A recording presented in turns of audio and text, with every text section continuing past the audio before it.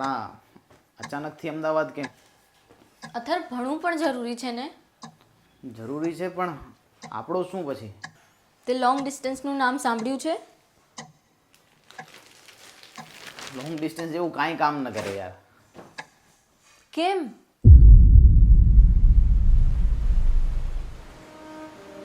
ના એટલે તમારા રિલેશન નું શું પછી? ના ના કરિયર એટલે શું પછી? તમારું રિલેશન તમારી કઈ વેલ્યુ જ નથી. ये मैं पूछो गोटिया, ये मैं पूछो। તો આ કેટલો ટાઈમ લાગશે તને હું આ ભણવામાં ને? ત્યાં મને ભણવું પણ છે અને સાથે કરિયર પણ બનાવવું છે.